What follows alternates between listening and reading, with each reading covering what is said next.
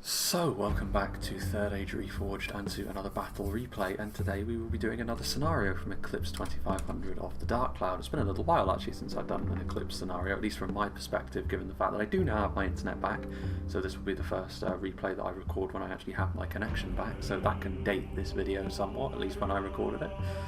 And yeah, so it's been a little while. The last few scenarios I've done have actually been from Froggy and from Morris, so Eclipse once again is going to be chiming in. I think this map is called the Shrine of Heath or something along those lines. I'm sure that I can find a good settlement name that I haven't used yet, which is geographically appropriate, because as with most scenarios like this, there is a theme going on, a very classic theme at that, because it's going to be a struggle between the Arnorian kingdoms today, with Cardolan and Arthedain, of course, marching on the well, standing alongside one another to defend this location against a large Rhudaur host. And that's not the only thing that's large. This map seems to be quite wide and sweeping.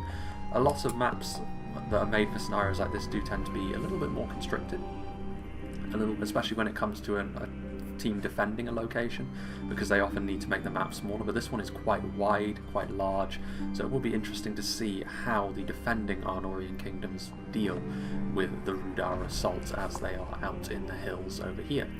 So let's have a run through the attacking armies first and foremost, as we usually do, starting off with Eclipse himself, who of course sent me the battle replay, so big thank you to him for making this and for letting me show it. He's going to be playing as one of the Rhudaur armies. He's got some upgraded Rhudaur clansmen here, a really useful unit for Rhudaur to have when you upgrade their armour, especially because they offer a little bit more sturdiness. Rhudaur, of course, not well known for their armour or indeed their melee defence, so they do tend to drop pretty quickly if they're put under too much duress. But the Rhudaur clansmen are a little bit of an exception to that. Obviously, armour-wise, they can't really hold up to a lot of the other Western kingdoms if they really put their mind to it. But they're strong enough. Their shield value is also very good, so arrows don't really harm them as much from the front as several other Rhudaur units. And for spearmen, honestly, they do still benefit from Rhudaur's more aggressive tendencies, because they're a little bit more damaging than your regular sort of rank-and-file spearmen that you often see from human kingdoms. Also got some artillery on loan from their masters in Angmar, some goblins pushing up a catapult, which will be useful in a situation like this. It always is. I mean, maybe not in the initial phases where the map is a little bit wider, but as we get back into the bowels of the settlement where there's hills and narrower choke points, the catapult could be just the thing for Rhudaur to unlock this defence.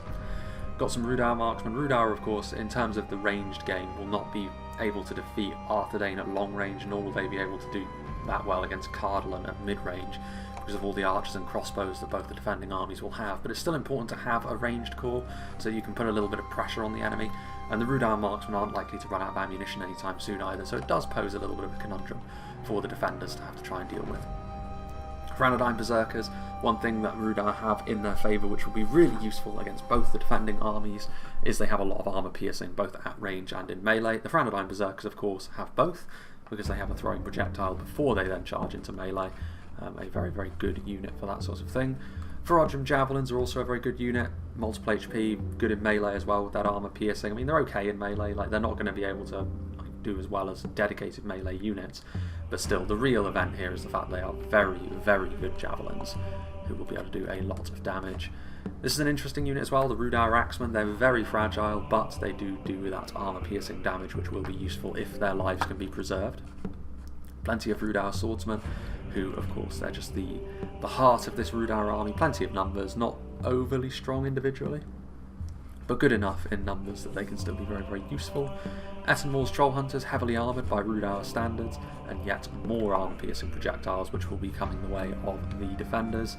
Rhudaur Pikemen are a really good anchor for the Rhudaur line as well. They are shielded, so this is one example of Rhudaur actually being maybe slightly more resistant to missiles than many other factions are able to be with their pikes, but it's not it's the exception rather than the rule for Rhudaur, you'd have to say.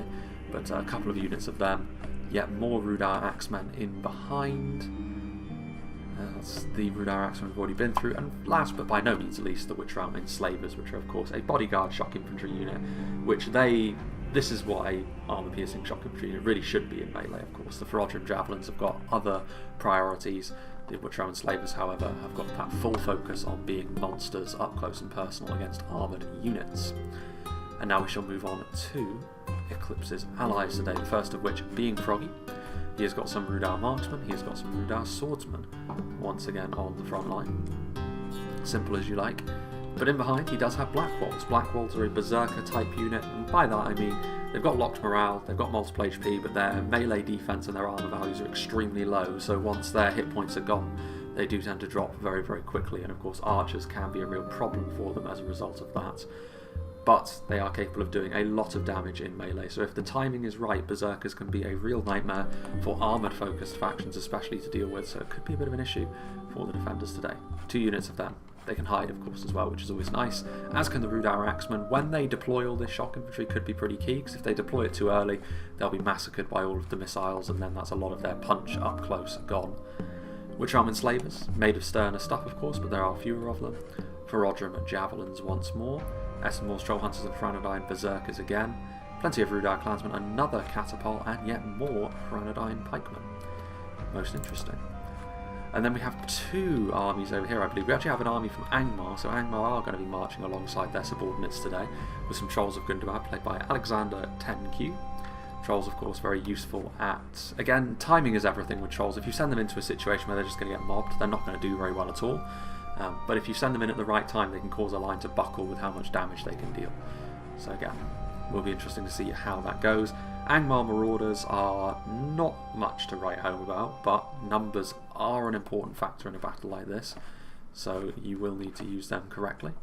Upgraded Guardians of Khan Doom are pretty much what signify what Angmar are all about. Like, they're reasonably numerous, they're reasonably strong, but the main thing about them is how tough they are.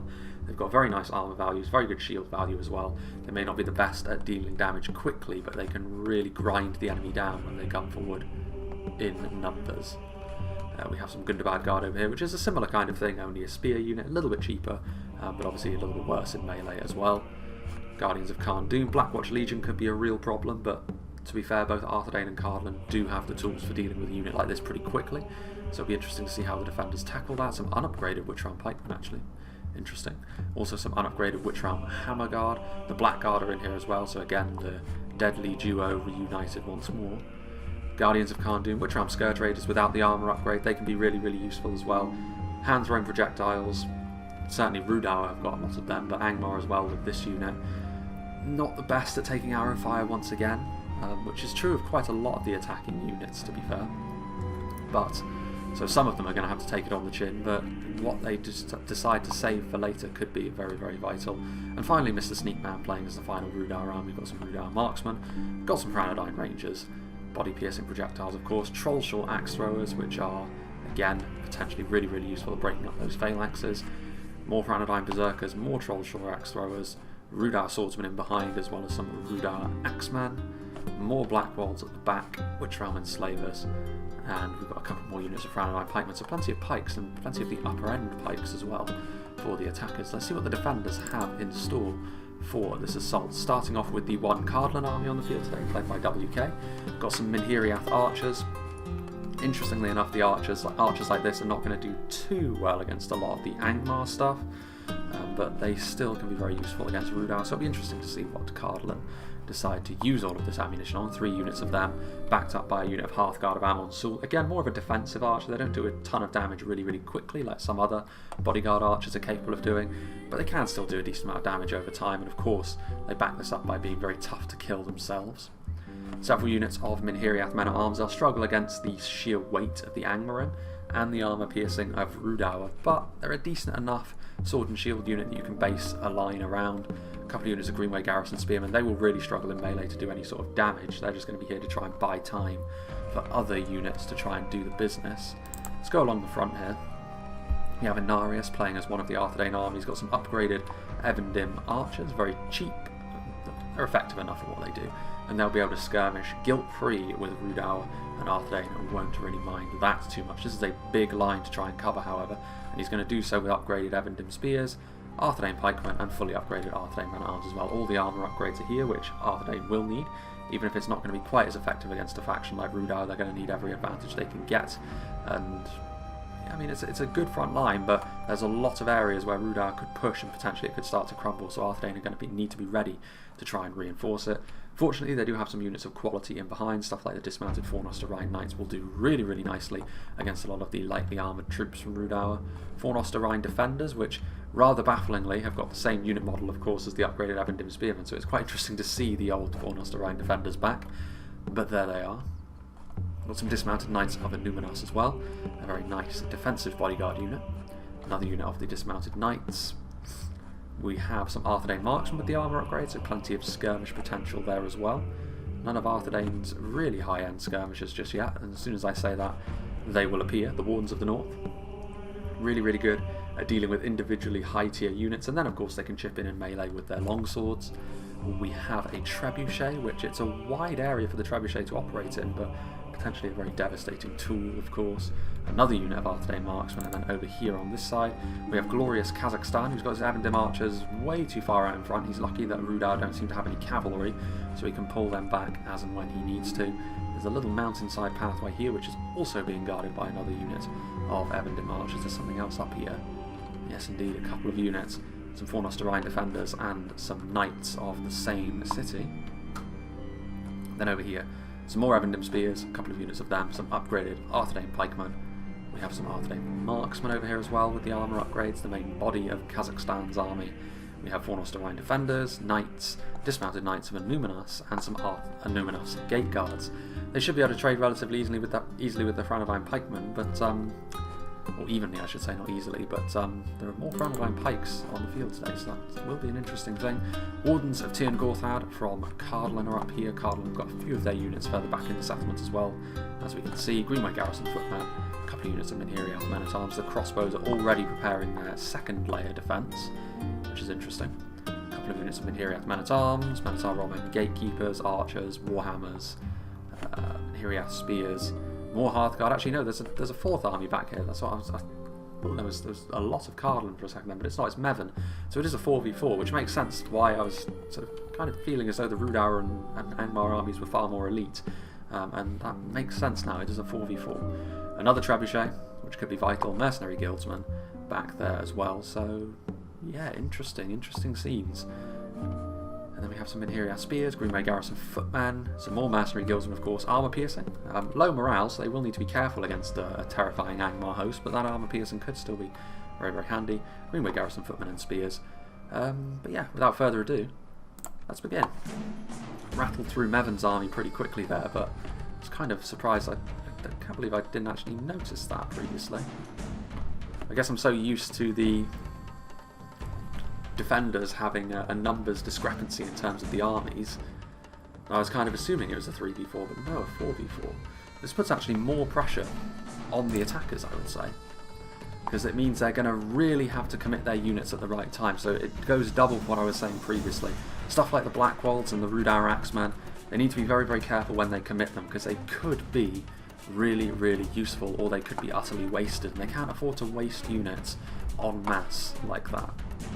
Speaking of not being able to waste units en masse, there are these Evendim archers which are just out in the middle of nowhere. Now there could be hidden units around them, but the only kind of units that Arthedain can hide are upper end stuff like the Troll Slayers, the Rangers. They're not the sort of things that you want to leave out here without too much support either. And I think Eclipse does sense that, because he's going to be sending forward his Rhudaur clansmen very, very quickly. From the front, the Evendim archers are not going to do grievous damage to them, and when they get into melee, of course, a unit like this isn't really built for that kind of thing. Their armour upgrade can make them nice to throw in as a meat shield later on, but not right from the off.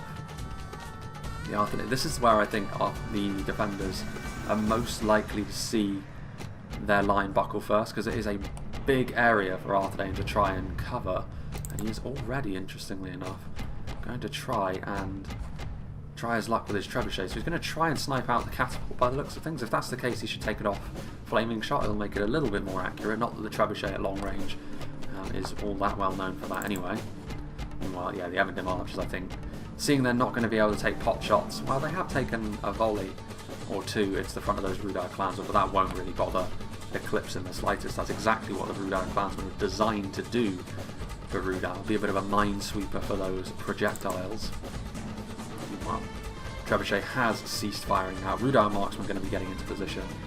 Yeah, and unsurprisingly here, I think we're going to start to see a bit of a skirmish fight. And I think it'll be very, very even, this kind of skirmish fight, which doesn't really help either faction. Maybe it narrowly helps the defenders, given that it's a 4v4. If this was a 4v3, this is the sort of thing that would definitely favour the attackers, because they can afford to lose these units a little bit more readily. Yeah, they are firing into the Avondale archers, doing a little bit of damage. Again, armour upgrade. One of the better lower tier archers for this sort of thing in the game, I would say, the Avondale archers.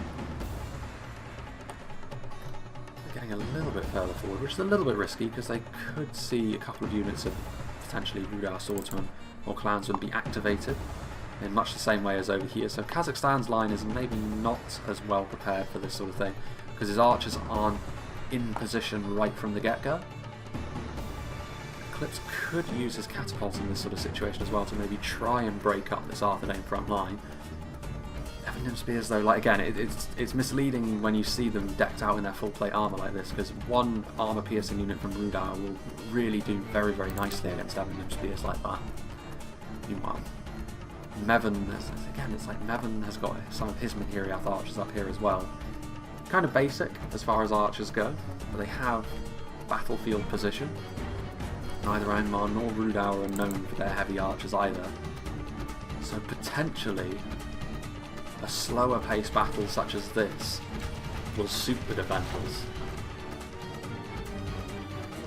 Inarius thus far all too happy to continue to take pot shots into the Rhudaur Marksmen, and so far the Rhudaur Marksmen have not really responded too much. Catapults trying to hit, and they may as well, because if they do score a hit to this line they will knock a hole in it. But it's thin enough, maybe it isn't worthwhile. They have enough artillery, the attackers, to be maybe a little bit more liberal with it. Meanwhile, Rhudaur clansmen advancing up the hill, Wardens of the North taking shots into the units in behind. In come the Fornosterine defenders, spear to spear. Two more defensive units, you would have to say. And the Wardens of the North will leave. I mean, the Wardens of the North would destroy Rhudaur clansmen in melee, but you don't really want to be using your archers like that for melee purposes right from the get-go. Rhudaur clansmen waiting. Of course, the longer that Eclipse waits to mount an assault over here of any sort, the longer it gives Kazakhstan a chance to set up his archers. But I think this is probably what Eclipse was expecting to face anyway, so it's not too far-fetched. Meanwhile, Evendom archers trying to get into a nice position as the Rhudaur swordsmen that move forward. Thing is, they're going to need more than a couple of units of swordsmen if they are to put a little bit more pressure on. Maybe they're just trying to pressurise the Evendom archers into falling back behind the phalanx, and then Rhudaur have got a little bit more room to move. Mr. Sneakman is moving over here towards the middle, providing maybe a little bit of support to... No, it's entirely Angmar over here by the looks of things, who are going to be content, I think, to wait. As well they should. I think this is probably the least appealing of the three ways into the settlement itself. The one that Cardolan is marshalling here, because they have a better shooting position, and the choke point itself is narrower. Angmar will do better in a situation like this because of their bulkier nature, but it's still not ideal for them. You don't want to be surrendering yourself up for good hits so easily. Atmor's Troll Hunters moving into melee, that's a little bit more surprising.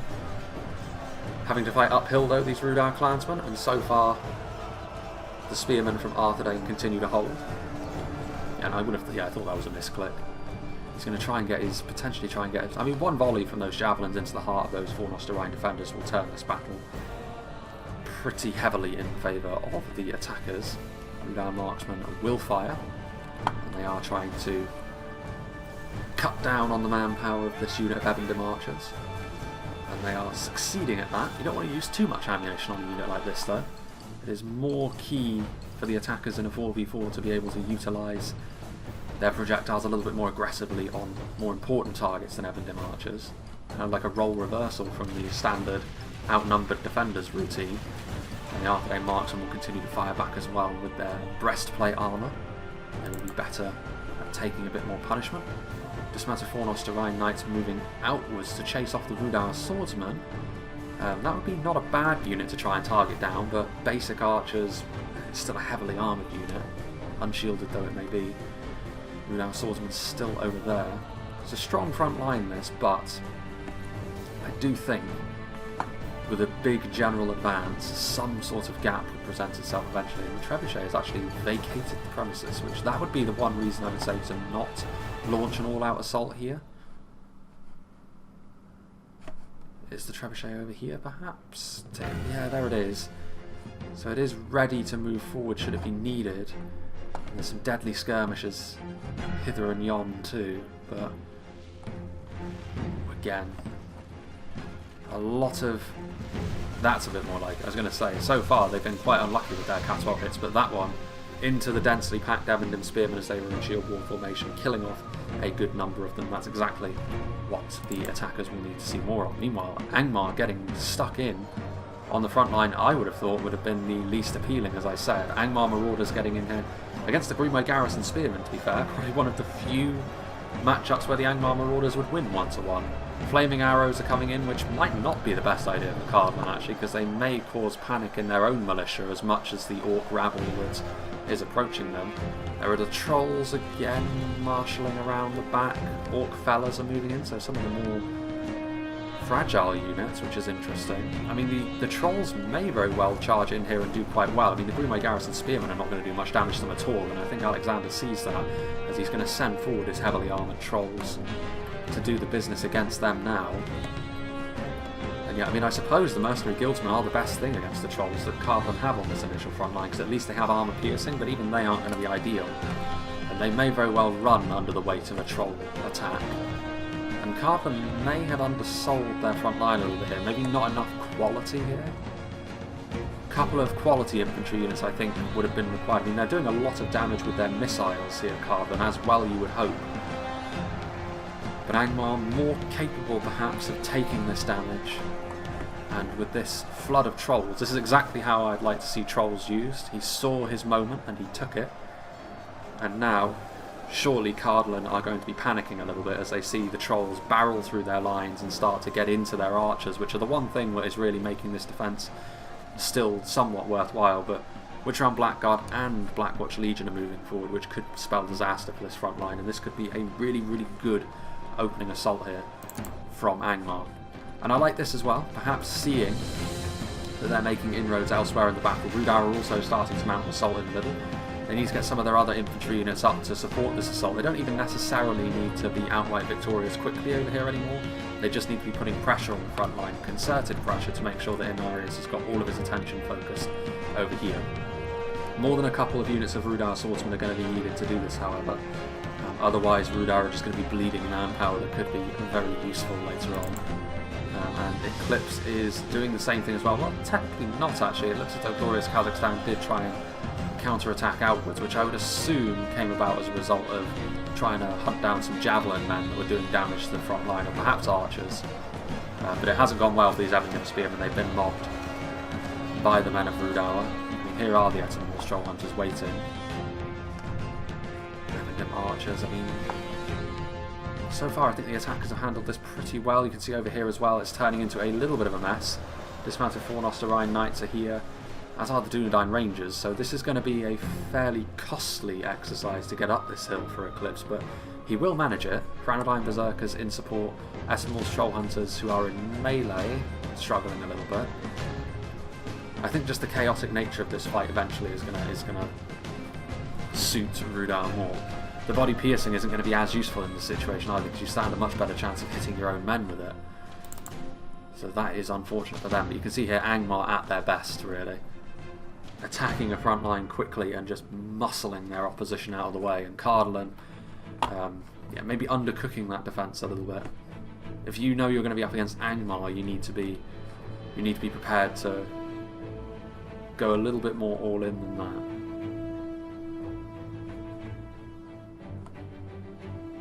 Here we have spears.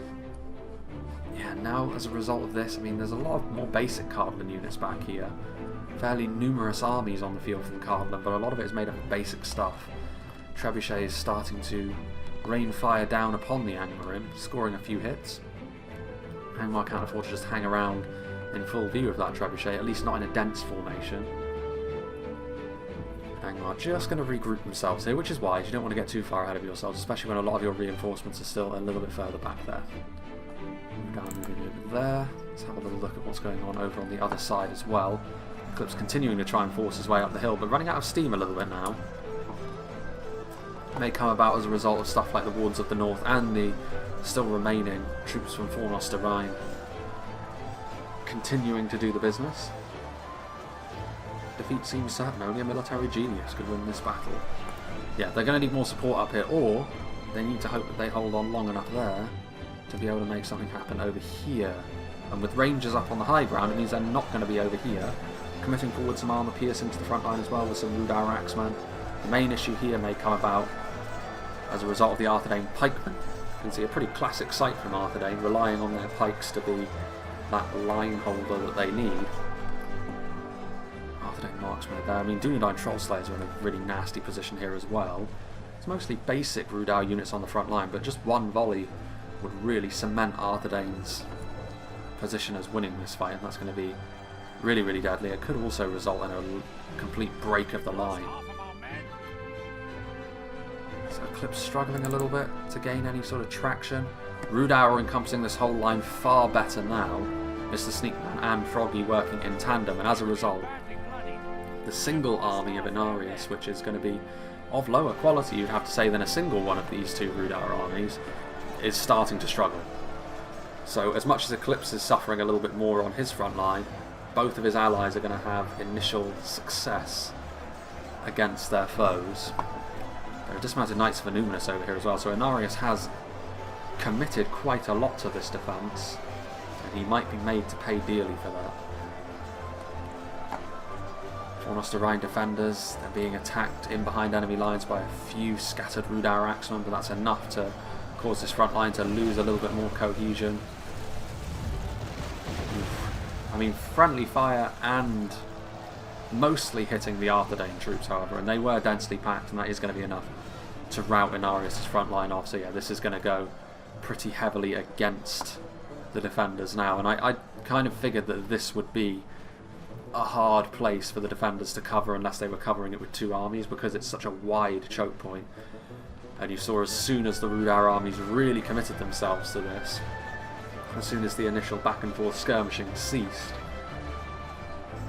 that was when the attackers started to really gain a bit more momentum. But yes, I think it may be time for the defenders to start thinking about retreating. Over here, Glorious Kazakhstan may not want to retreat initially, because he's actually doing rather well, and indeed he's committing some DUNEDAIN troll slayers to the mix as well.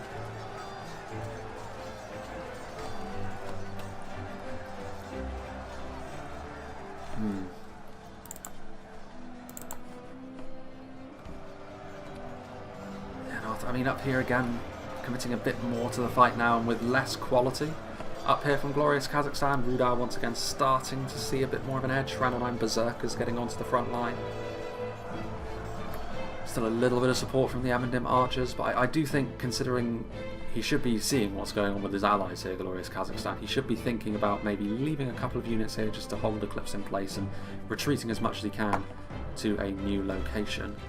I mean, DUNEDAIN Rangers are firing in here still. I mean, it's doing tons of damage to this force, but I mean, we'll see. I don't think you can kill Eclipse's army off completely in the time that it would take you to get attacked from the rear, so greed may be a bit of a problem here. Although, speaking of, they're going to lose the trebuchet here from Inarius as well, so it is proving to be a little bit of a disaster. The Blackwolds hunting it down, so you're not going to be able to get rid of the Blackwolds all that quickly. A lot of them are bloodied up, but yeah, and here comes some Rhudaur clans as well. Good work from Froggy, hunting down this artillery piece, which could be a real problem for them later on if they don't deal with it now.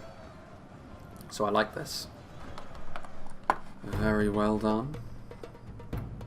And Rhudaur continue to probe. Meanwhile, Angmar doing the same. Cardolan trying to leave, and as soon as they do, Angmar pounce upon them. Moving forward with some Gundabad Guard and some Orc fellas. They may have to leave this one unit of Minhiriath men-at-arms behind just to cover the retreat, but WK wants to get as many of these men back into defensive shape as possible. This is not a bad position to take up either. maybe a little bit difficult to get some... Well, no, actually, you've got a nice position here that you could use. Almost like a natural crenellation. You can use your artillery or crossbow. So yeah, it's a nice position, this. And you can also put a unit here to attack units that are also on the approach, of which there are still quite a few for Angmar. Starboard Warhammers in here as well. And that's a little bit more like it. That'll be a unit that Angmar are genuinely scared of, because most of their rank and file units will do pretty poorly against a unit of that stature. The Trebuchet crew has been vanquished. I wonder if those Troll Slayers... I mean, the Troll Slayers are still here. There's only 13 of them left. They will go down fighting, but that's another important unit, you know. If the Trebuchet was doomed, it may very well have been worthwhile to save the Troll Slayers, because they could have been really useful later on. As it is, though, no such luck. Meanwhile, the one area where the defenders will probably feel as though they've done a good amount of damage to Rhudaur, albeit Rhudaur are now moving forward and gaining ground over here also. Eclipse's army doing its thing. The Rangers just about managing to get away. Although I'm not even so sure about that. The Witch-Armed Slavers are moving forward. I mean, if nothing else, these Evendim archers aren't going to be able to leave the vicinity. And that'll be 154 units that have gone. Arthedain over here, though, like, he is really keen, I think, Glorious Kazakhstan, on trying to completely destroy Eclipse's army. He might be successful at that, but the problem with doing this is he's going to end up cut off from his allies. And that's when the Rhudaur armies that broke through the centre are going to be able to surround him and destroy him. I don't think he's going to be able to kill off Eclipse quickly enough. Most of Eclipse's important units are up here in the hills, which are going to be a little bit more difficult to root out. The units that are down here, I mean, fair enough, you might be able to overwhelm them with some important targets, Berserkers, Reforged Javelins. I don't know, you can get tunnel vision sometimes in a situation like this, where it's like, okay, this is my choke point, I'm doing really well, I want to continue to do so. But he might be in a little bit of trouble here, and you can see that he is having to try and form up a bit of a rearguard action, something like the Illuminous Gate Guards, which could have been so useful later on. They're going to be basically isolated and destroyed. About there, yeah. I mean, Arthedain marksmen are up there. I mean, the Rhudaur marksmen are the ones that are shooting into the Illuminous Gate Guards, of course, and slowly but surely gaining ever more value for them. Rhudaur axemen are over here. Another unit from Glorious Kazakhstan, dismounted 4 Nosterine Knights that are completely surrounded over here by the Northman hordes. And this is why. There was a moment where Glorious Kazakhstan should have basically cashed in his chips and retreated. And I think he's going to be punished for not doing that pretty severely, and that's going to be poor for the defenders, because it means they're going to have to really rely on defensive positioning and skirmishers to do the business for them in a situation like this. There goes Eclipse's general. They're going to need to rely on situations like this, where the trebuchets and the crossbows from Cardolan, the rangers from Arthedain, can do grievous damage to the forces of evil as they try and make their way up these hills. Angmar trying to do the same thing as they did before. A little bit more difficult here. Their fatigue is going to increase more rapidly because they're fighting on a slope. But more worryingly, there's a little bit more quality around here. There's Starboard Warhammers in there, and also there's much better support in the form of the Gatekeepers and the Trebuchet. Should the Trebuchet decide to be used here, they may want to save it for a little bit later. The Trolls are moving forward, Scourge Raiders. Scourge Raiders might be the thing here for Angmar to do a little bit of damage to Cardolan, try and do a bit of chip damage. I still think, however, it's going to be here in the middle, where Mr. Sneakman and Froggy's Rhudaur army blew through Inarius' defence and will now proceed to isolate and destroy Glorious Kazakhstan's army, which means Arthedain's presence on the field could be evaporated almost completely. Glorious Kazakhstan has finally got the memo that he should probably vacate the area, and he is going to be able to save a couple of important units, but it should have been far more than this. It's going to be a primarily Cardolan-led defence now, yeah. A lot of these units, there is going to be no escape for them. The safer bet might be to try and escape out into the open field from where Rhudaur came from at this point. There are the Rhudaur Berserkers who are still fighting hard. Still a few Ferocium Javelins as well. And archers, what is going on in the hills?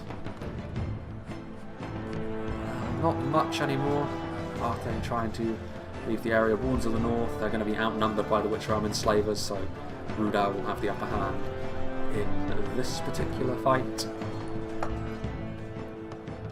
Further down there, you can see Mr. Sneakman has arrived. Frontline Berserkers ripping apart those few remaining Evendim archers, trying to buy a bit of time with those Arthedain marksmen, but the Rhudaur swordsmen, more of a dedicated melee infantry unit, of course. They should do just fine. Frontline Berserkers' victory seems certain. Only a fool could lose this battle.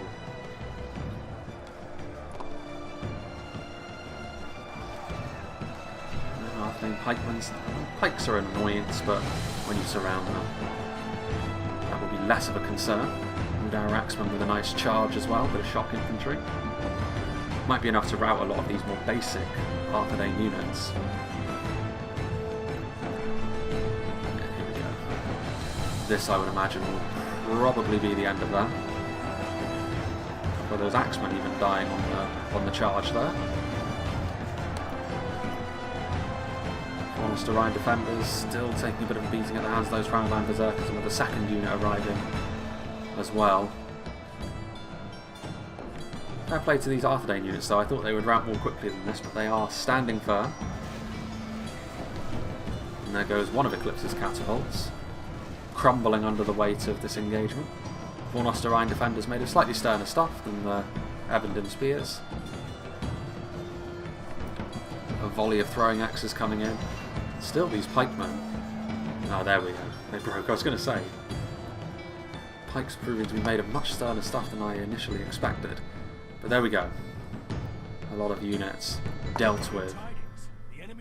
And there goes an Arthedain general.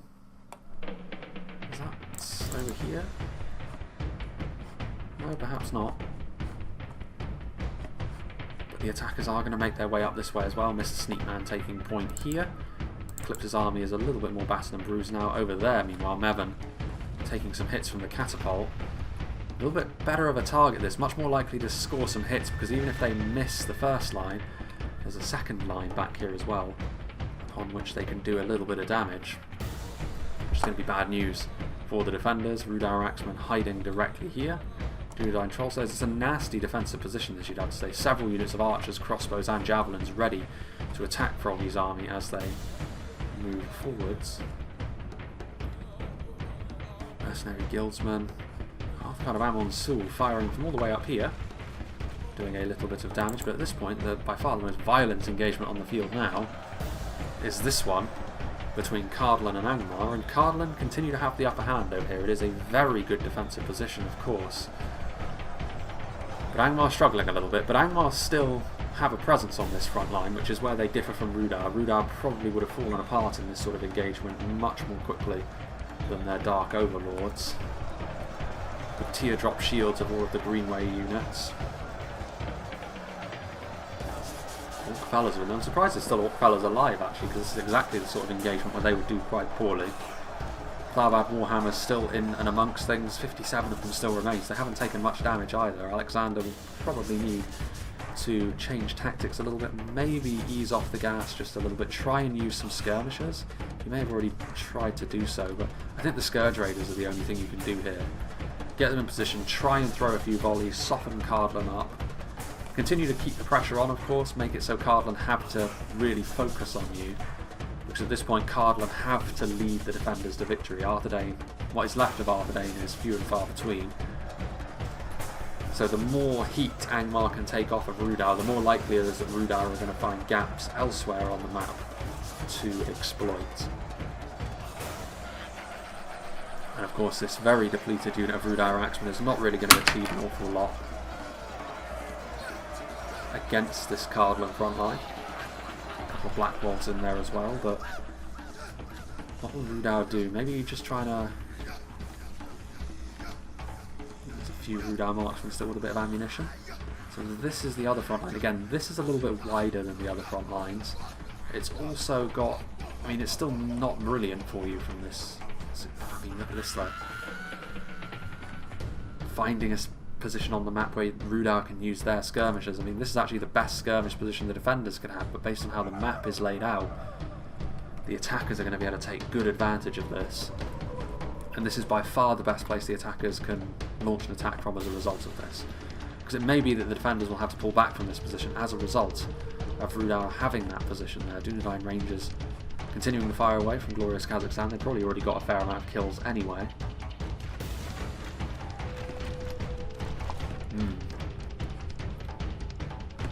Here we have spears.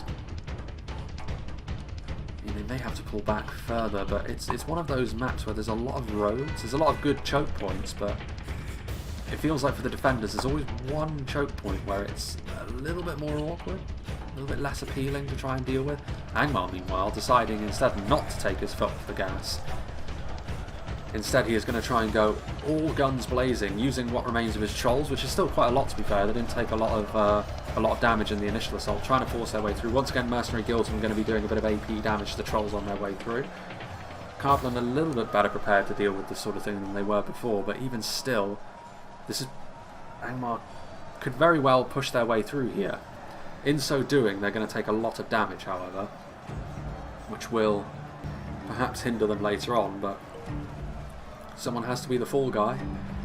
Early game that was Eclipse, now it could be Alexander. He's just going to give a bit more of an opportunity for Rhudaur to be more dominant as the battle goes on. Another unit of Minhiriath men-at-arms, but I don't think this is going to be the kind of unit that's going to make the difference Cardolan need them to here. And there's trolls in and amongst them. 18 troll slayers, which they are, as the name would suggest, good against trolls. Exactly the sort of unit that you want to be seeing. He's still got a few units over here. He's not ready to have a lightning attack on this front line.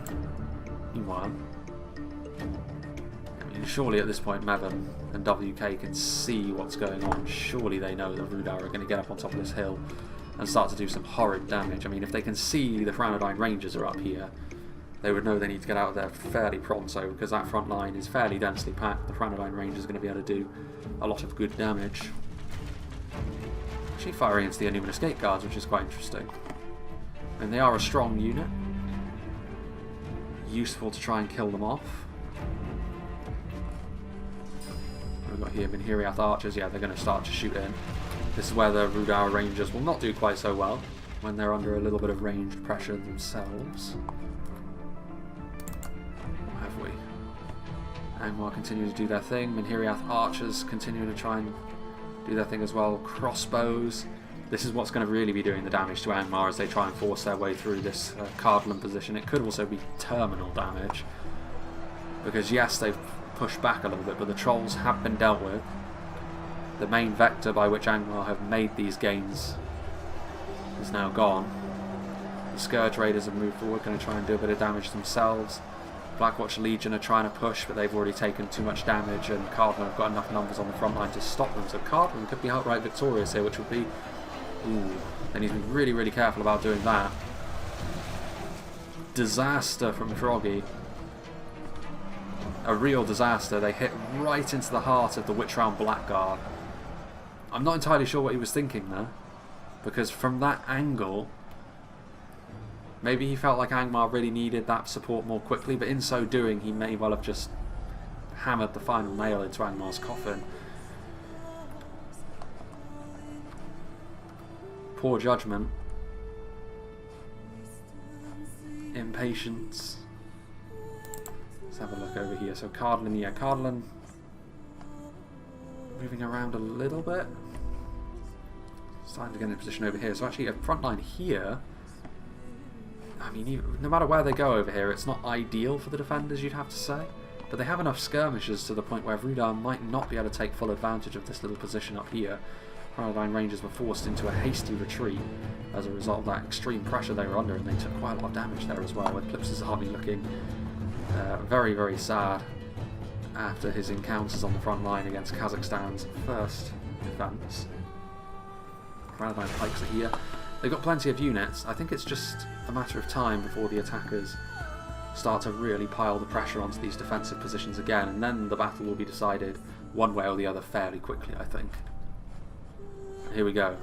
Will they have better luck this time? They've got a much better angle now. Once again, however, the only hit that is scored is friendly fire, once again into some of the elite units. So You're always taking your life into your hands when you try and use artillery in Medieval 2, and the RNG gods are not smiling on the attackers in this phase of the battle. Will that change? By the looks of things, no. Complete misses again. And once again, only friendly fire. Not that much friendly fire, but a few Scourge Raiders are the only thing that was killed in that. I mean, Angmar are gaining the upper hand on this front line regardless of the artillery.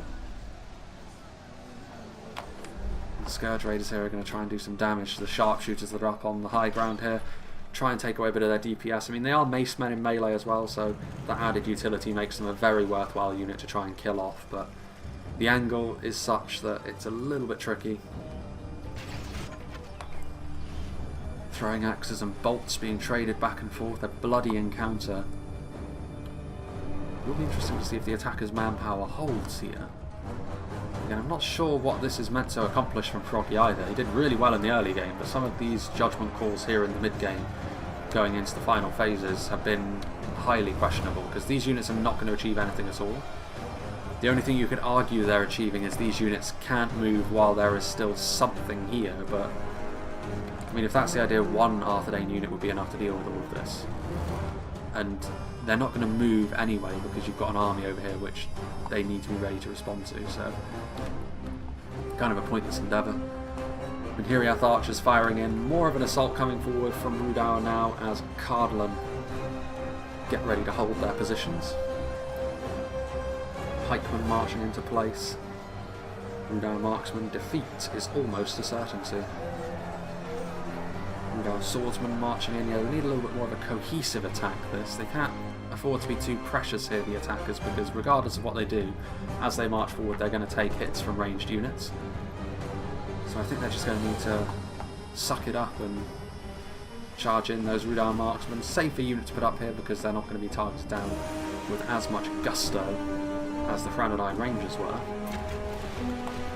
And they are going to continue to shoot into some of these units that are in support. They're going to shoot into the back of the front line over here, which is worthwhile.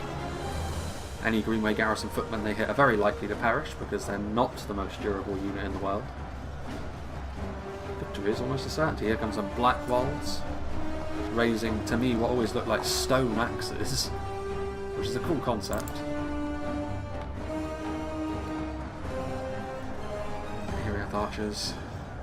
It's always a little bit, reeks a little bit of desperation when you're committing your line archers into melee like this. But it's, I mean, with Thieves of Tharbad on the front line as well, you'd have to say, I mean, Froggy's coming over with a little bit of support now, some Troll Hunters, Enslavers, a lot of support in fact, Arthedain Pikes, so eventually they're likely to break through here, the attackers, but Angmar will probably be completely destroyed as a result of this, so this is an important victory for the defenders. If they want to go on to win this fight, it was always important that they were to gain some sort of victory on the field, such as this. Attenmore's Troll Hunters getting ready to throw their jabbies in, and they do so against Minhiriath archers though, so perhaps the defenders won't mind so much about that, and the Minotaur Roman gatekeepers up there are going to respond in kind by shooting at the Troll Hunters. And there goes the Angmar general, killed by the sickles of the Thieves of Tharbad. So I think Cardolan have made really good use of that defensive position. Angmar have tried their best, but not quite enough to do it against a more prepared Cardolan force. Meanwhile, over here, Rhudaur swordsman defeat is a distinct possibility. Not committing enough forward, you would have to say here, Rhudaur. This front line from Cardolan is holding on very nicely, and now Mevan's trebuchet going to try and do some damage to the Rhudaur reinforcements that are on the way forward. It's kind of damned if you do, damned if you don't here from Rhudaur, because if you do bunch up on the front line, that trebuchet could be the end of you. But I would rather try and do something than just allow myself to slowly bleed. There is a catapult. That sounded grisly. Yeah, pretty nice hit there into those Rhudaur axemen. A few of those Arthedain pikemen likely perished in that as well. Arthedain berserkers.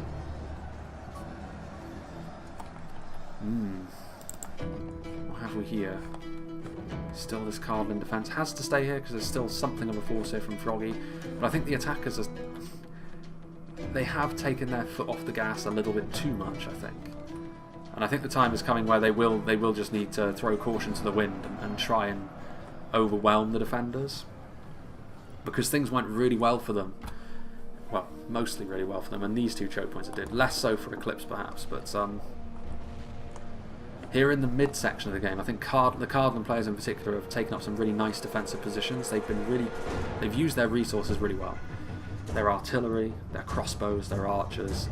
They've used those tools at the right time, and that can often be so key as the defenders. Yes, it's a 4v4, so there's a little bit more leeway for that sort of thing for the defenders, but even so, I think they've really done a good job at using their resources in that regard, and that could be the reason for a possible victory for the defenders here. This, however, is a little bit more questionable. They're trying to move in here, trying to finish off this assault, but in so doing they may well have doomed some important units. Minotaur Roman Gatekeepers are good in melee, as are the Thieves of Tharbad, but they're biting off more than they can chew here, I think. 2 units of Arthedain Pikes and a unit of Witch-Armed Slavers will be more than enough to deal with that, as we are now into the final 10k frames. Trying to deal with the catapult, is that a worthwhile trade? To lose a fairly healthy unit of Gatekeepers, very useful line-holding unit for the late game, in exchange for that catapult, who, let's be honest, that catapult has been more of an asset for the defenders than a hindrance.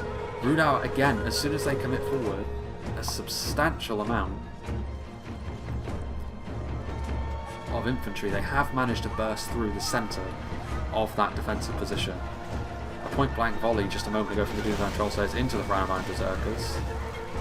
Going to have to try and use that trebuchet. I mean, it will be a bit of desperation this now from Cardolan, because if they were able to keep their cohesion, and if Rhudaur were to keep drip-feeding in their manpower, they had a really good chance at going on to win. But now Rhudaur are being really aggressive. This is going to be much more the way to go for the attackers. More Rhudaur Axemen flooding forward. Couple of hits there from the trebuchet. Will the attackers be able to hold up though? I mean, Rhudaur, they've got slightly better morale than most other Evil Men factions, but taking direct hits from trebuchets, being in melee with some of the finest Dunedain warriors there are, they could yet find themselves in a bit of trouble from that perspective. It's a lot of Rhudaur Axemen though. A good unit to have here in the late game. They will be able to do a bit of damage. There's less missiles around as well. They will still, of course, be targeted down where they can be, but it'll be less of an issue for them now than it would have been earlier on. And this is Sneakman force pathing his units around, going to deal with those rangers very nicely. Well, that trebuchet is really doing the business here. Arthedain Berserkers are trying to force their way through. That trebuchet will need to continue to do such damage if Cardolan wants to be victorious over here. And I think this counter-attack could prove to be really quite a serious error in judgment.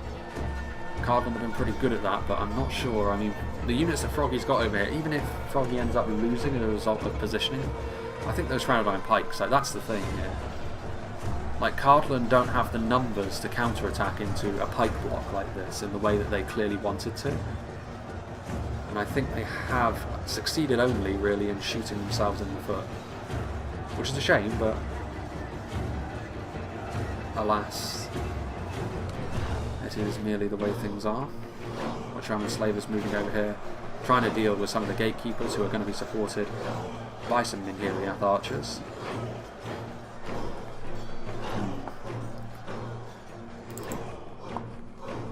Here, Rod from Javelins moving into here. Froggy, he knows, I think, at this point that the best way to go is to try and put on as much pressure, because they're not going to be able to reinforce this front line at this point, Cardolan. They're going to have to hope that what they have over here is sufficient to keep this line in check. I mean, the Wards of the North will offer a little bit of support. I don't know, I mean, looking at this, Greenway Garrison Footmen, there's Rhudaur Axemen, there's Thieves of Tharbad. Arthedain Rangers are shooting up. It's a little bit chaotic, but I'm not sure whether Rhudaur will have the staying power to win over here. And this could begin beginning of the end for them. These Rhudaur Axemen continuing to try and charge back and forth between skirmishers, although the Thieves of Tharbad are probably the sort of unit that the Rhudaur Axemen will not enjoy being in melee with. And this could very well be the end of them. Rhudaur Berserkers, 88 Rhudaur Berserkers, and Pikes as well. That's a real puzzle for the defenders here, and this over here, big victory this for Rhudaur. They're going to be able to push along here. It may be that trying to move that trebuchet away was the catalyst for... There's so many things that you could say might have made the difference one way or the other in this fight, from like the mid-game onwards. Quite a bizarre fight from that perspective, I suppose, but it is looking more and more like the attackers are going to have just a little bit too much for the defenders. The deficit that the defenders were in after the initial assault may well be too much to overcome. And there are the gatekeepers. I mean, there's no point really in pulling back anymore. They've still got a few units at the top of the hill, but I mean, they can't really retreat from this position anymore, can they? Going to try and save those gatekeepers. There are still some gatekeepers down here who are fighting well. Those Witch Roman slavers have taken damage, but slowly but surely the Rhudaur pikemen with their superior range on their weapon going to be too much for them. Let's see what's going on over here. Hearthguard of Amon's Sul coming down the hill. I mean, they're tanky, but Rhudaur Berserkers are not the kind of unit they'll like being up against. Armour piercing, although with a bit of support from the rear Thieves of Tharbad. This is a very competitive battle, actually, very back and forth. Both sides making good moves and maybe less good moves as well, which just adds to the spectacle. Some units up on the hill over there as well, some Minhiriath sharpshooters, crossbows raining down bolts from on high. This will be important damage for Cardolan to try and get done here.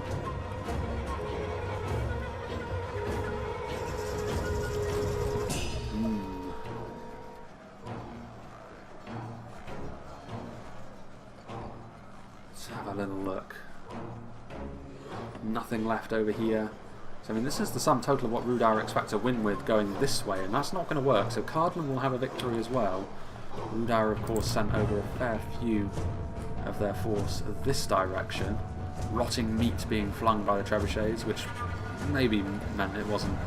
I mean, to be fair, that morale malus might be important. I still wouldn't like to predict who's going to win this. If it came down to pure melee, you may very well give the edge to Rhudaur because they still have a lot of those Rhudaur pikes around which they can base a defence. The ones of Tin Gorthard are their match though, so perhaps not. Defenders will always have the advantage of defensive position as well. Rhudaur marksmen not doing so well in melee, to the surprise of absolutely no one. I mean, there are Minhiriath men-at-arms in there as well, so a genuine infantry unit going up against it. But the Hearthguard of Amon's Sul struggling against the Berserkers. The Thieves of Tharbad will be needed in melee, but I think they may have left it too long anyway. Rhudaur Berserkers showing themselves.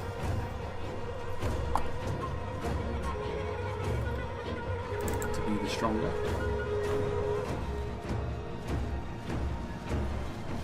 Back go the Minotaur Roman Gatekeepers trying to retreat, and they will be successful somewhat. I mean, there's some other Rhudaur units that are in the way, which might be a bit more of an issue. Thieves of Tharbad hewing their way through the Rhudaur swordsmen.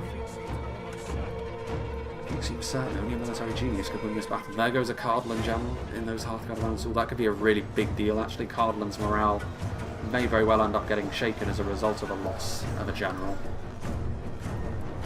Perhaps another important decision. What else do we have? I see more Troll Hunters. Still some Rhudaur Berserkers down the hill as well, 93 of them. It's that kind of unit when you see them scurrying around in the late game where you think, ooh, that's a significant amount of power that they've managed to hold in reserve there. Arthedain marksmen. There's still scattered Cardolan units, which are actually making the Rhudaur advance a little bit more difficult than it would otherwise be. They will clear the speed bump eventually. There goes the Rhudaur general as well, though, in the same engagement.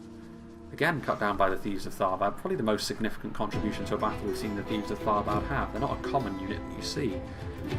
But here in the late game, they've definitely been an important tool for Cardolan. Over here, those Rhudaur Berserkers, still 38 of them. Hearthguard. I mean, those Berserkers are still going to have to deal with yet more Minhiriath units over here. So their toil is not over with yet. Meanwhile, there's still this fight going on down here as well. Like I said, pikes, they will go about their business very slowly, but there is an inevitability about what they do in this kind of situation. And Minotaur Roman gatekeepers will be overwhelmed, and that will of course free up another clutch of pikemen that can then be sent forward to the front line. Rhudaur moving forward. They need to be a little bit more substantial than that though. 38 Rodgen Javelins.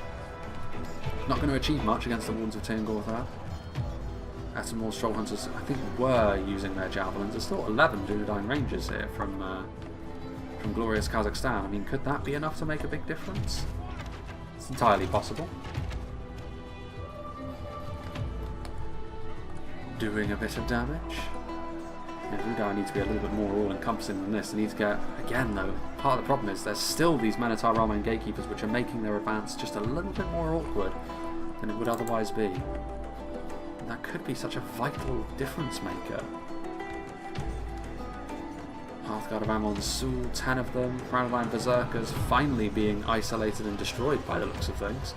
So Cardolan will achieve a victory over here, and could it be? Could the defenders weather the storm? It's been very topsy-turvy, this fight, very back and forth. They're going to make sure of victory over here by sending over a unit of sharpshooters.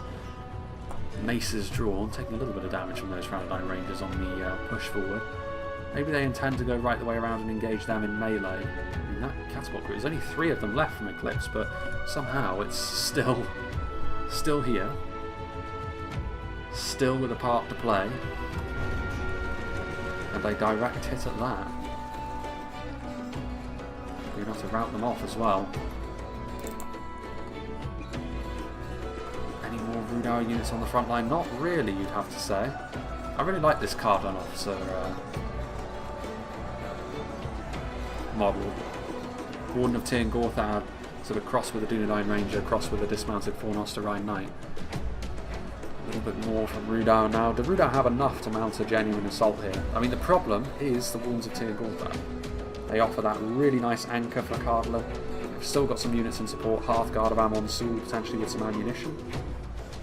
Could be ever so vital. 11 DUNEDAIN Rangers continuing to chip in as well. Advancing down the hill with their pikes now.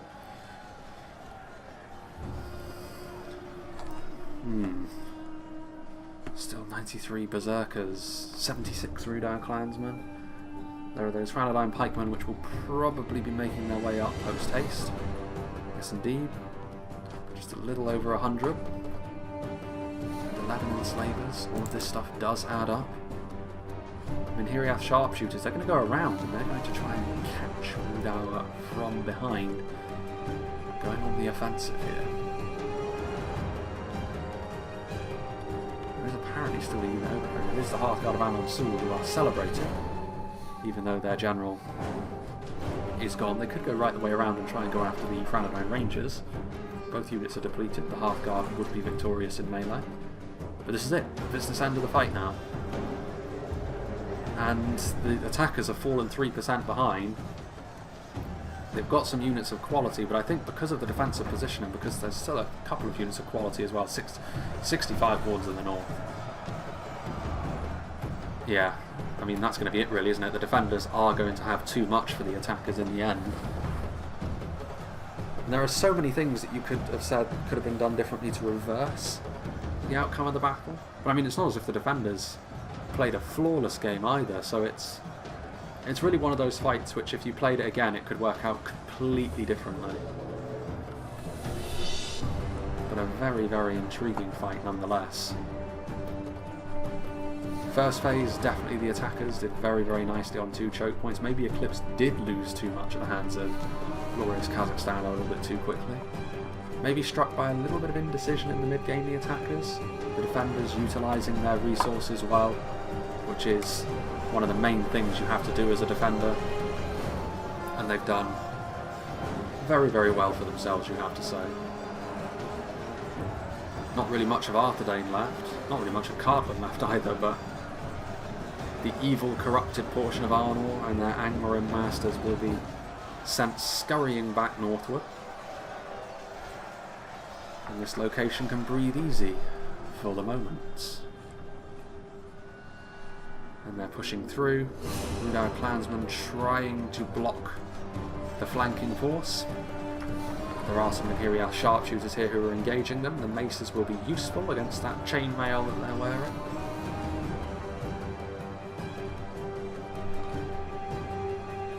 Hearthguard of Amon's victory seems certain.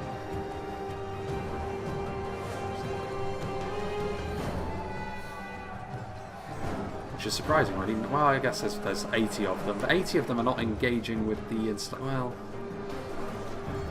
again, a messy, strung-out engagement, as has been the case on this side of the battlefield, which has really helped them as well. That gatekeeper retreat, while it was messy and probably not what Cardolan intended, it did help them out. We've seen pretty much examples of everything in this fight. Another very fine scenario from Eclipse.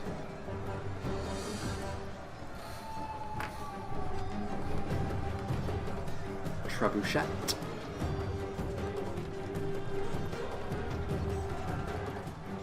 Some of the units caught in the trebuchets. And arriving are going to be the Crowdine pikemen. It's not going to make much of a difference, however. Hearthguard of Amon's Sul, I assume have been victorious against, because there's no other blue triangles in this part of the battlefield anymore. The Rhudaur clansmen have routed off. There goes another Rhudaur general. The hands of the Wardens of the North. Inarius saving that unit. His main line may very well have crumbled, but he saved a few key units, as did Glorious Kazakhstan, in spite of maybe getting a little bit greedy. But there we are. DUNEDAIN Rangers, they must have racked up a pretty nice kill count for themselves. They did damage when they were a full unit earlier on, and they've been slowly accruing kills as the battle's been going on as well. This is going to be that. 3% the difference, so a very close battle indeed. Nice map as well. Reminds me a little bit of the fortified version of the Coldfells, where it's a long defence which goes uphill in stages. There's little bits of fortifications, but there's so many angles to cover for the defenders that it can be quite challenging. Definitely has that feel to it. And that's the Crowdine pikemen gone. So what's left then? Nothing as far as I can see. There's like one unit that's like wandering around. There we go. 4% difference in the end. But yeah, a good battle. And a nice performance from the defenders as well. I think especially from the Cardolan players, purely because of that resource management. It's the sort of thing that you see a lot of the time defenders struggle a little bit with. Especially, this is such a key thing, especially when the defenders are outnumbered by an army or so. When it's a 4v4, it's a little bit easier to manage your resources, but it's still important, and I think that they did that very well. Arthedain, differing fates for them, but they did still manage to save key units, which were very important as the battle went on. If Glorious Kazakhstan didn't retreat at all, and decided to really stick to his guns and try and kill off Eclipse, then that would have meant the defenders losing the battle, I think. So it's good that he did see eventually that he was in a difficult situation. As for the attackers, the initial assault, other than Eclipse's, went really, really well. Someone has to be the fall guy all the time, though, so I wasn't too concerned about that. The mid-game, I think, was where things started going a little bit pear-shaped, because I think you saw a little bit of fragmentation in the approaches that the attackers were taking. Angmar, once again, went fully into it, dove right in, as you would expect from them, as a faction, but it was into the most difficult choke point to take. It may have worked the first time, but this time Cardolan were much better prepared, and it didn't go as well for them. They still did a lot of damage, but not enough to make that sort of thing worth it, really. I would also say that the Rhudaur armies at the same time, Froggy's in the middle especially, was being a little bit too standoffish, maybe needed to be a little bit more aggressive as a result of seeing what Angmar were doing, and Mr. Sneakman and the rest of what Eclipse's army was doing as well. They needed to be a little bit more on the front foot, a little bit like, I understand they were regrouping after taking the first area and it was damaging for them, but considering what was happening, I think they needed to be a little bit quicker, and that was a big difference maker in the end.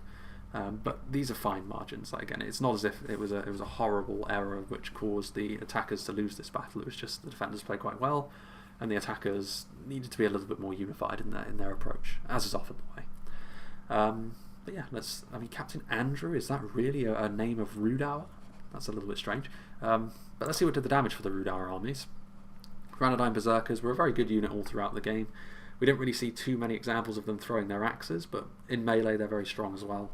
And more Stroll Hunters, maybe not quite as much damage on that one as you would want to see, but 178 is good kills. Rhudaur Marksmen were useful in this battle. Not match winners though, obviously. 313 kills on Witch Roman Slavers, they did fantastically in melee. Frodgem Javelin's doing well also. Rhudaur Axemen with 139 kills, so more or less the units that performed well were the ones you'd expect to. Granadine Pikemen doing okay also. Captain Andrew himself. Granadine Berserkers performing well, Troll Hunters, Javelins, Enslavers, the Catapult getting 226 kills, the Marksmen getting over 100 each, the Swordsmen 119, that's not bad for a unit of Rhudaur Swordsmen, and Granadine Pikemen with 107, so yeah. The Swordsman maybe breaking 100 kills is the only maybe more standout thing there. But other than that, much the same thing. Blackwall's maybe a little bit disappointing. And Captain Arthedain, this is a more successful army, as you can see. Rhudaur Berserker, or Granadine Berserkers doing very nicely. Trollshire Axes, this Mr. Sneakman's army because he had the axe throwers. Axemen doing very well. Only a few units actually not succeeding in getting over 100 kills. One of them was Blackwalds. Another one, Rhudaur Marksman, a bit more understandable. Another one of Rhudaur Clans, which again more of a defensive unit, so understandable. So his army did very, very nicely, doing a lot of damage to Inarius very quickly. He was the one that primarily as well surrounded glorious Kazakhstan and finished him off, or at least most of his army on the front line off. And he was also still present until near to the end of the battle, getting more kills. So yeah, not surprising to see his Rhudaur army be the most successful one. And as for Angmar, more similar, sort of a regular kill count for them as well. Arthedain getting more kills, but that came at a bit of a cost, I think you would agree, considering the damage they took in the opening stages of the battle. So yeah, big thank you to Eclipse for sending this one in and making this scenario and allowing me to show it. And a big thank you to all of the players for being a part of it, because these are always enjoyable to watch and commentate on. As for what's going on now, again, it's kind of weird for me to talk at the end of these videos now about this sort of thing. It used to be that I was only really running maybe a week and a half ahead of time, so I could speak a little bit more readily about what was going on. But now that I'm running like basically a month and a half ahead of time, it's a little bit more difficult to talk about what's going to be happening soon, because by the time those things happen, you probably already would have seen them. And essentially, I'm living in the past by your perspective. So it's a bit weird, sort of time dilation and all of that. But I think a lot of people have been asking questions, so I probably would have already answered these through different means. But suffice it to say that streaming is going to be very tricky to do on a regular basis, given my current schedule is what it is. Just because of my work schedule, it's very hard to do regular streaming. Like if I were to do regular streaming, I would have to basically pick between entirely streaming or entirely pre-records. And if I had to do that, it would have to be entirely pre-records, because they're a little bit more convenient for one, and for two, it's what my channel has been built on for a while.